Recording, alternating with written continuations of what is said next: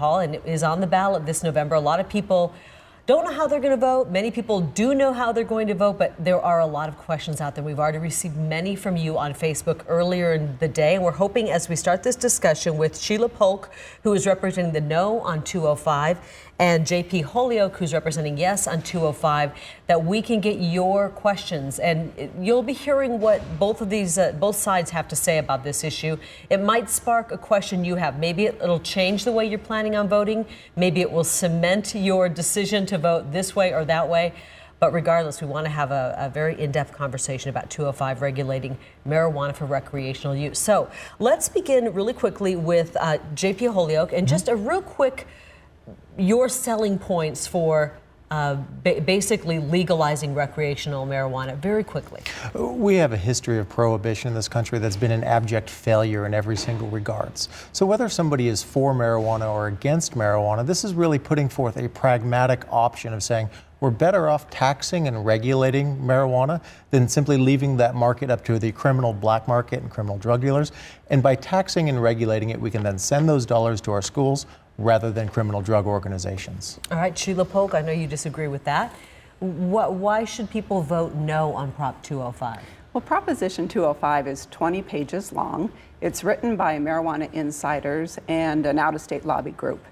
It's a story about following the money. It's funded by the folks who stand to make millions upon millions of dollars if voters approve Prop 205. I find the entire 20 pages problematic, but there's a couple of areas that are particularly troublesome. The first is the impact that it will have on our kids. We know that if you legalize marijuana for recreational use, far more children use, far more underage kids use. Proposition 205 legalizes the highly potent marijuana candies, the edibles, the cookies, and the drinks. That means far more kids getting their hands on it, far more kids attracted to it. The other troublesome provision in Prop 205 is that it will result in our roads being more dangerous, far more marijuana impaired drivers on our roads. And we know that because the states that have already legalized recreational marijuana have seen an increase in marijuana impaired drivers. Colorado, for example, has seen a 62% increase in marijuana-related traffic fatalities, and Washington State has seen a doubling of their marijuana-related traffic fatalities. So there's lots of problems with Prop 205. It takes away local control, our ability to try to ameliorate those problems. We'll talk more about those problems, but those are probably the two most problematic to me. JP, as a parent, I would be concerned that my kids could get their hands on marijuana. You know, you're trying to raise your kids with as few of obstacles in their path as they try to make their way to become successful adults. Of course. And I know a lot of parents feel that way. Is there anything in this bill that will help keep this out of the hands of kids? Because in Absolutely. Colorado, they have the highest teen pot use level in Colorado, and they have recreational use there. So how do you say? Well, that's not exactly true. Now, I'm a parent myself. I've got a 7-year-old, a 6-year-old, and a 4-year-old. I have absolutely no doubt that they will be exposed to marijuana in their lifetime, just like I was. Now, when we look at teenage use, despite what you may be told, this is actually the data from the state of Colorado. And teenage use has gone down in Colorado, not up. So despite what you may have just been told, it's absolutely false. You don't think that kids would have they get their hands on the edibles, the candies, the bars that are out there? They couldn't have greater access than they already do today.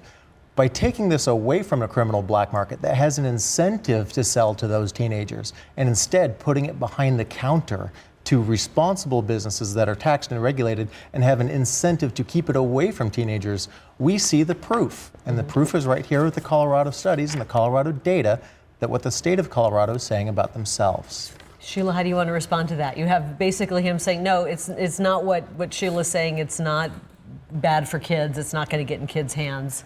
Well, clearly it will get in the hands of our children. This proposition is modeled after legalizing, regulating marijuana like alcohol.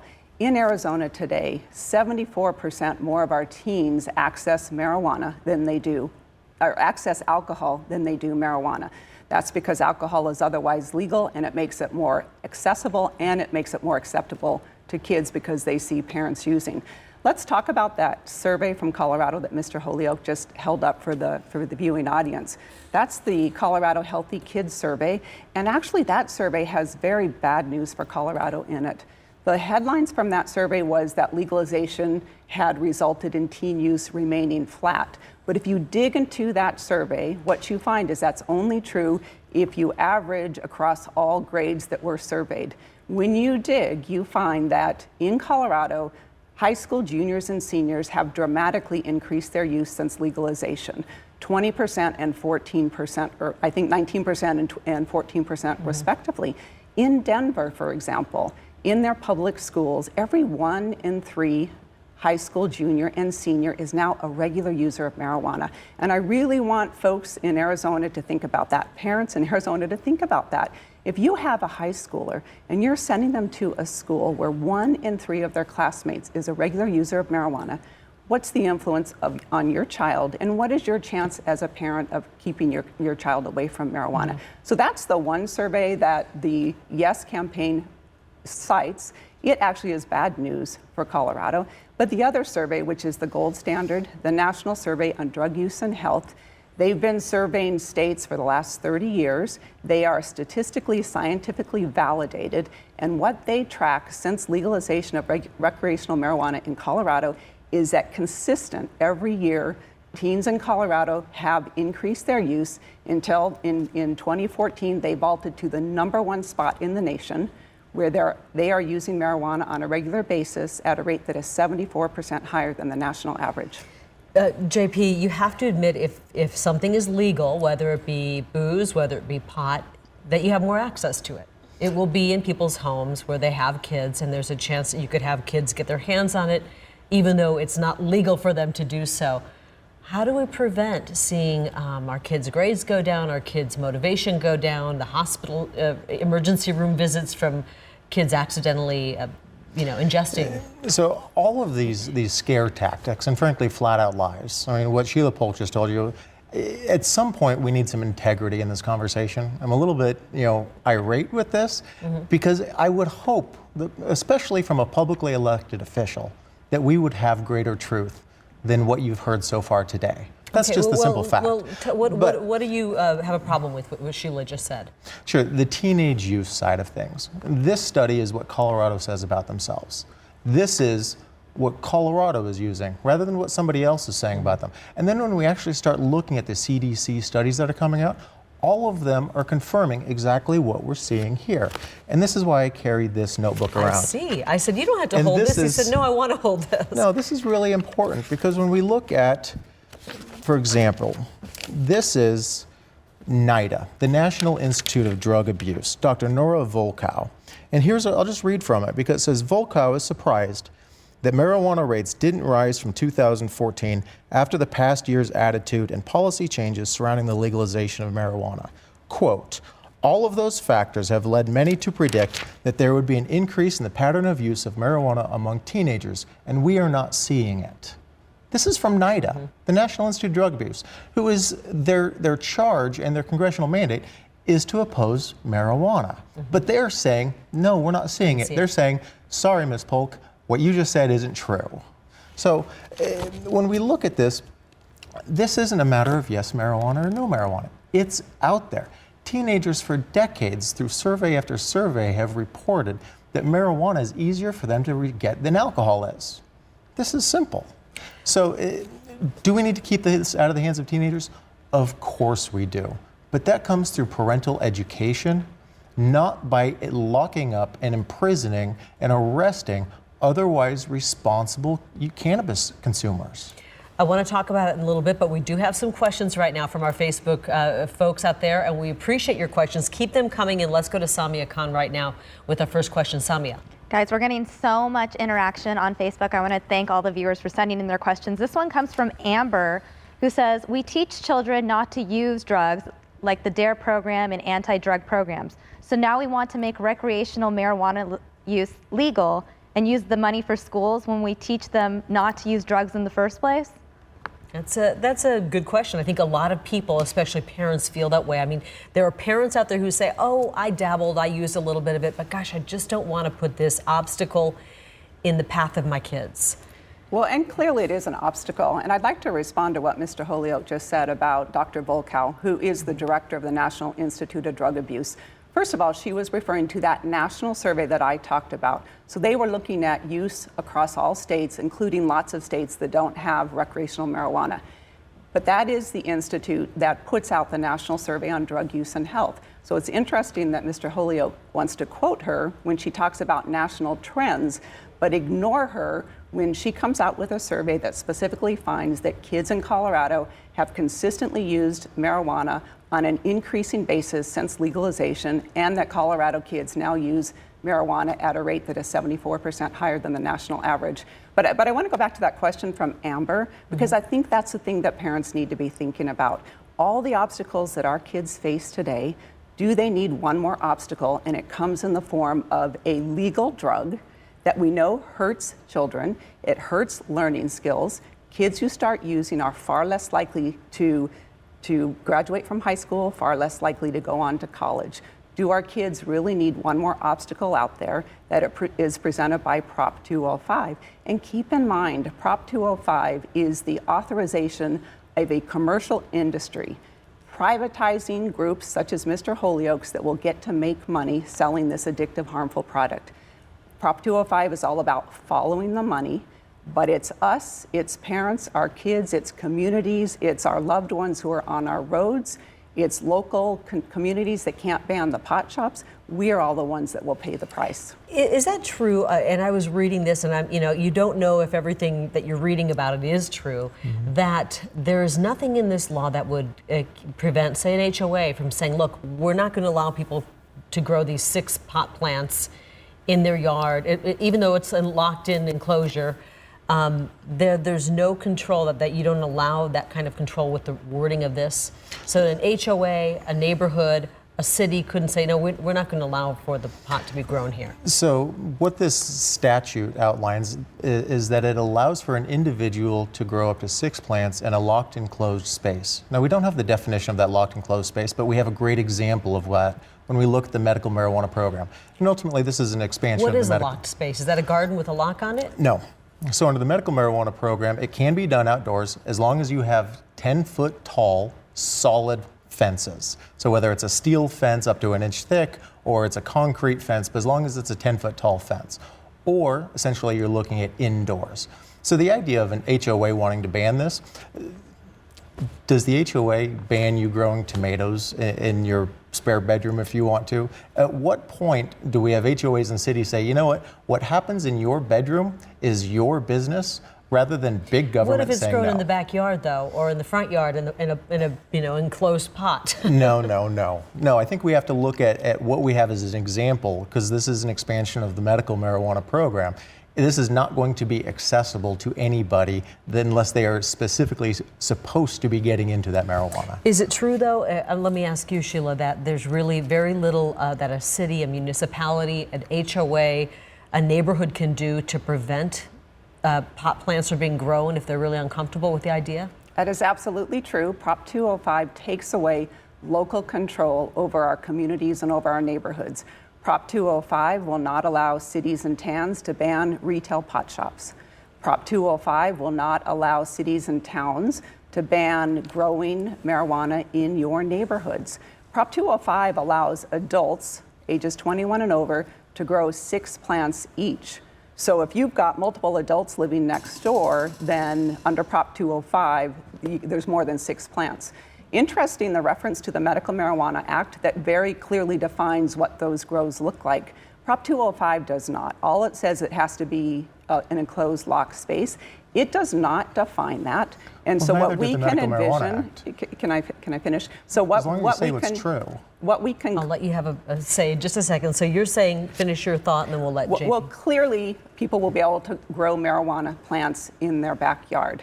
And when I use the word plant, I want listeners to understand that these can be marijuana trees. We are seeing them 15 to 20 feet high in places like Northern California.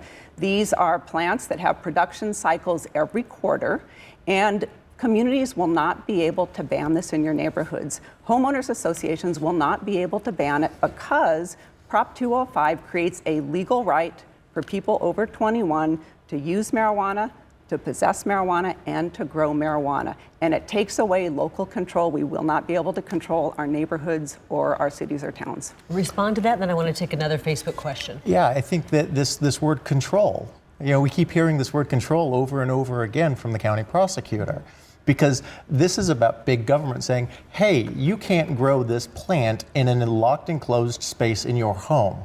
What about private property rights? What about the idea that, I want to grow this plant in a locked enclosed space in my home? But this is about control. I think that's the absolute right word. Control of big government telling you what you can and cannot do. Well, I think, to be fair to what Sheila's saying, I think we're talking about not just a tomato plant here. No. We're talking about a plant that can have harmful effects to people if they overconsume it, to kids if they consume it before they're 21. It's also, it's a non-toxic plant. When we look at what are the outcomes of an overdose? What if somebody consumes too much marijuana? What happens to them? Well, if they consume too much alcohol, they're dead. Well, some of the stories coming out of Colorado from people who I've personally talked to who've gone there for the weekend for the recreational use have said, oh my gosh, I ate some edibles. I completely was out of my mind and lost my entire weekend. So I don't think we're talking about the same kind of a joint that maybe 20 years ago. There's no question about it. Smoked. People do overindulge. It happens. Because of the way it's made into edibles now. We're not talking about a puff off a joint. It can be through any form, frankly. People have different tolerance levels. Some people consume a little bit and it's too much. Some people consume a lot and it's not too much. So it's very individualized in that regard. But when we look at the outcomes of somebody overdosing or essentially having too much marijuana, what happens to them? Well, maybe they didn't get to enjoy their afternoon the way they planned on it. Instead, they had a very mellow afternoon, and maybe they had a nap along in the way. Or maybe they even got into some Oreo cookies and some ice cream. But we don't see anybody dying from overdose deaths from marijuana. They simply don't happen. Let's take another question from Facebook, and for that we go to Samia Khan. Samia. All right, so Wayne has posted this question a couple of times, so I do want to get to this. The biggest question I have for the No campaign is, why did you decide to pull out the very old reefer mad attacks? Anyone that's been alive the last decade has heard that those lies were prohibitionist propaganda. I want to know a real reason not to vote for Prop 205. I want to know a real reason not to vote for Prop 205. Well, I think we've given you a few, but let's give. Why don't you address? Was it Matt, Samia, who said that? Wayne. I'm sorry, Wayne. Why don't you address Wayne? He's basically saying, okay, Sheila, give me a reason not to vote for it. There is no guesswork in what will happen if Arizona passes Prop 205. We know that because Colorado passed recreational marijuana in 2012, and there is a cascade of negative consequences that continue to be unveiled. The first is the impact on their kids. They have seen a 150% increase in children, toddlers, being exposed to marijuana. They have seen a 29% increase in marijuana-related emergency room visits, a 32% increase in marijuana-related hospitalizations, and a 62% increase in marijuana-related traffic fatalities. Their kids are using at increasingly high rates. When you talk to educators in Colorado, they're throwing up their hands in despair because the number of expulsions and suspensions in Colorado that are marijuana related have increased. Teachers talk about kids on their lunch hour using marijuana, coming back to school, putting their head in their hands for the rest of the school day and completely tuning out.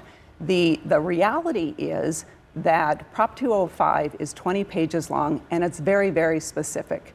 Prop 205 specifically allows the marijuana edibles that we were just talking about. It specifically allows the candies, the cookies, the ice cream, the mints, the granola bars.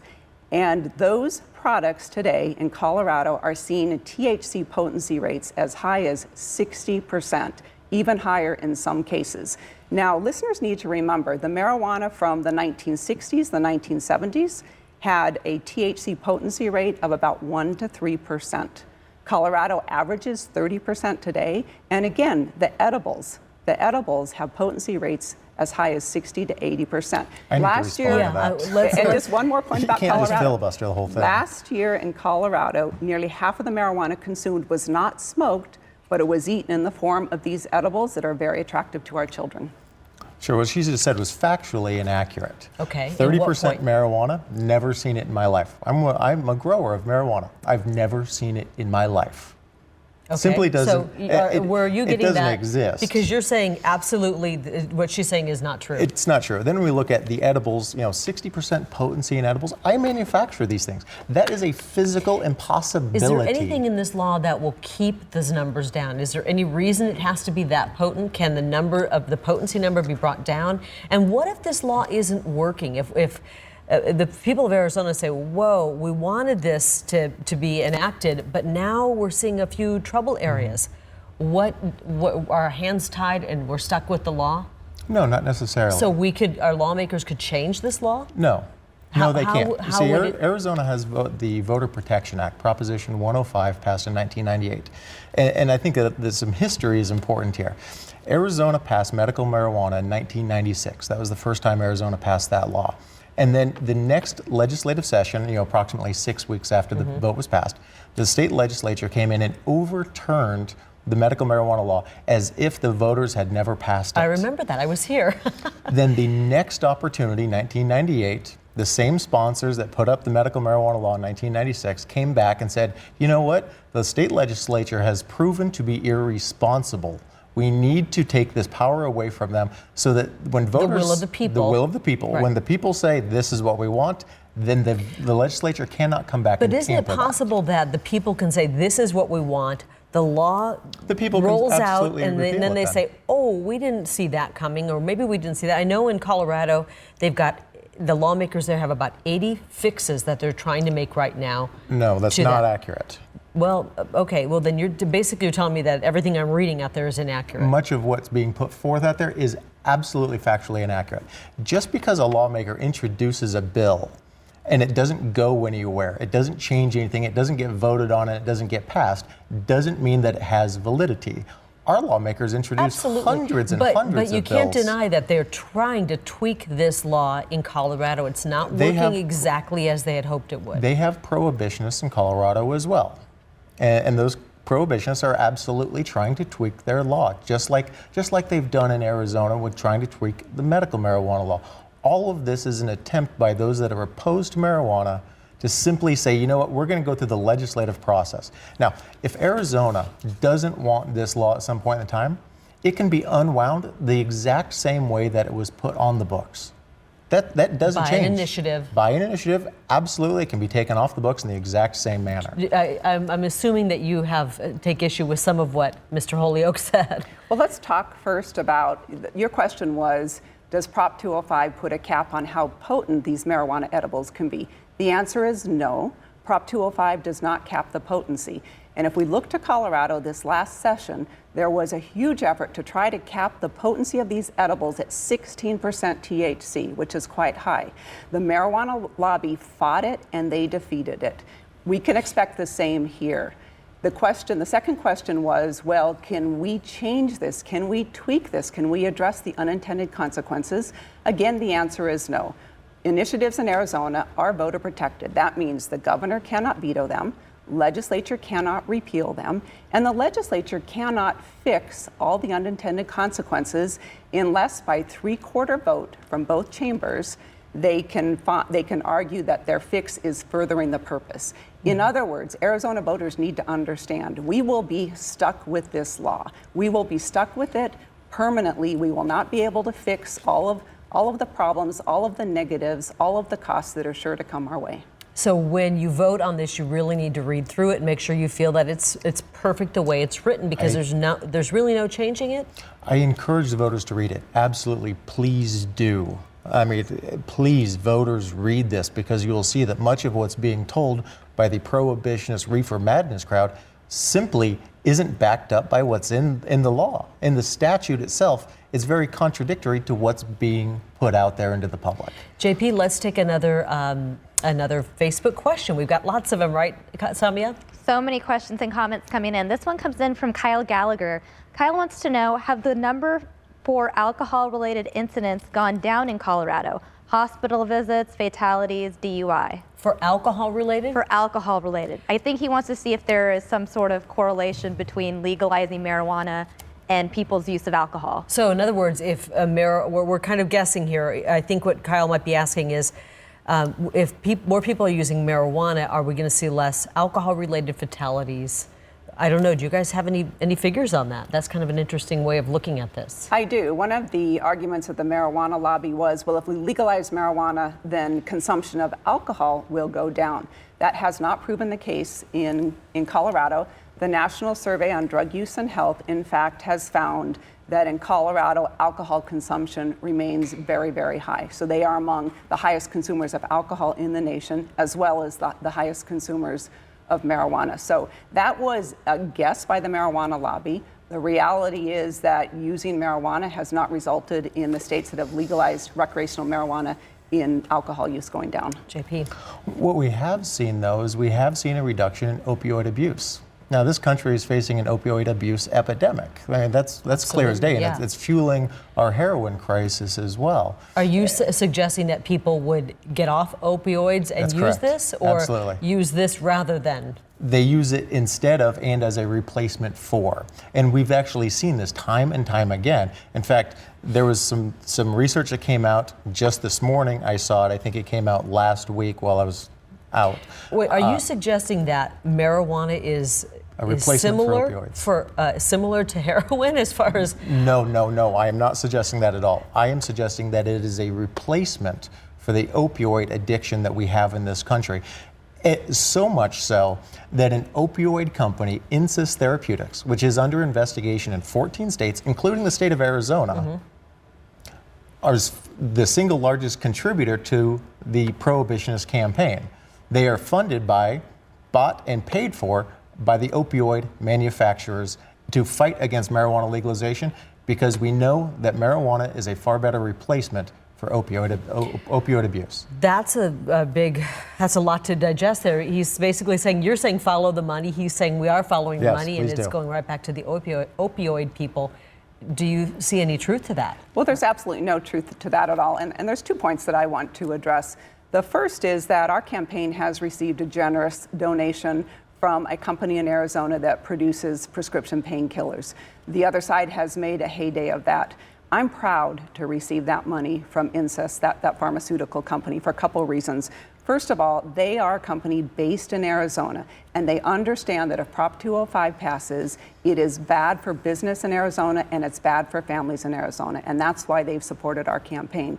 Secondly, that pharmaceutical company understands that drugs are never for recreational use. Contrary to the medical marijuana industry, to Mr. Holyoke's businesses who have written Prop 205, they now produce and sell marijuana for medicinal purposes. They are the ones now who want voters to give them the permission to produce, to advertise, to sell their drugs for recreational use. I think if there's one thing we all understand, it's that drugs are never for recreational use. And now I want to address the suggestion that somehow recreational marijuana is a substitute for prescription painkillers. I think that's an incredibly reckless thing to be saying.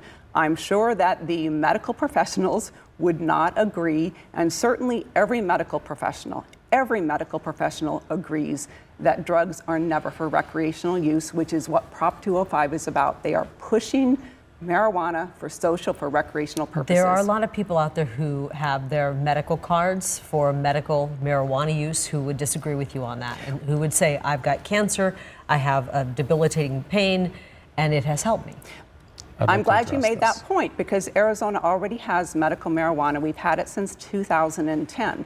Prop 205 is not about medical marijuana. If Prop 205 fails, we still have medical marijuana. What Prop 205 is about is the medical marijuana companies being allowed to produce, to advertise, and sell their drugs for recreational purposes. And in fact, Prop 205 provides a monopoly to the medical marijuana businesses, including Mr. Holyoke, for the entire first year. If Prop 205 passes, That's inaccurate. it's the medical marijuana businesses that will get a corner on those 5 new classes of recreational licenses. They wrote it, they have financed it, and it is a story of follow the money. Are you going to make money on this if this passes? Will you personally make money on this? That remains to be seen. This is a business just like any other business. And within all businesses or any marketplace, there are some companies that do well and there are some companies that do poorly, fail, and go bankrupt. But This is no you different than that. do have an investment in this. You do. It's you personally hope to make money. You're not pushing this. Please don't put words in my mouth on that. The reason why I'm in the medical marijuana business is because I have a daughter with special needs. That's how I got in this business. I was ignorant enough to be opposed to marijuana prior to it having a very personal and profound impact on my daughter's life. As we sit here today, right now, Ms. Polk, the county prosecutor, is fighting to overturn the medical marijuana law as well. It's interesting, she sits here and says, oh, this is medicine. But at the same time, she's saying to the courts, no, this is not medicine, and we need to overturn this law as if the voters had never voted on it. Would you like to see medical marijuana go away as well? I am involved in litigation that challenges the status of medical marijuana under Arizona law. That's a because yes.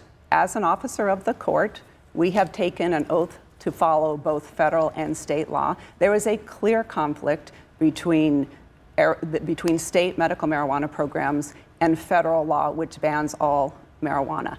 But under federal law, there are many programs in place. There are many companies who have followed the rules, and they are on the verge of having FDA-approved medical marijuana. I feel confident that that will happen very soon, that drugs will be approved that will help Mr. Holyoke's daughter. Okay, let's take a Facebook question.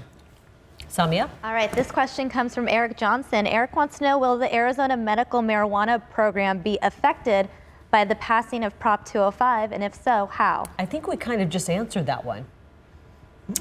Did we? Not really. Did we? So, Why don't you start with that one? So essentially, you've got the medical marijuana law and then the adult use marijuana law, and there are two different laws that will be running parallel to each other. So the medical marijuana law stays on the books, it stays as it is, and it's really not affected by this. If recreational use is approved, why even have that? Well, there's a couple of good reasons for it. Number one, there's a tax differential in the cost because we've got a surtax that's attached to adult use marijuana that goes to fund education. Number two, I fully expect we will see a difference in products, particularly on the potency of those edibles. And I'll use Colorado as the example on this. On the medical side of the equation, you can have very high potencies within medical marijuana, right. And there's a good reason for that. On the adult use side, they limited that to 100 milligrams of the active ingredient THC per package, and it has to be divisible by 10 so you can score it or break it into different sizes. So we would see that in Arizona as well. Okay, let's take another one, Facebook question. Samia, throw us one that's just out there. Well, this isn't a question as much as it is a few statements, and I'd like both parties to react to these statements. Okay. This one comes from Christopher Harden. Christopher says, I think this is supposed to increase I think this idea that it increases the use in Colorado has more to do with people feeling more comfortable with admitting using it now that it's legal. I really don't think that very many people are all of a sudden going to just start smoking because it's legal. Marijuana is just as accessible now as it will be if it's legal. Meanwhile, Adelise says, I'm 50-50 on this. But it's true, parents need to do their part, but at the end of the day, the kids will get the marijuana one way or another. Boy, there's a lot there. I mean, we cover stories often in the news of parents not doing their part. Sadly, you know, you want the adults in the room to act like adults, and we've all seen that. Where you probably know a lot of people who would be very responsible marijuana users. They would never let their kids use it. But we all know that there are parents out there are people out there who just aren't that responsible. They've got issues, whatever it is, they're not that responsible, and their kids could get a hold of it.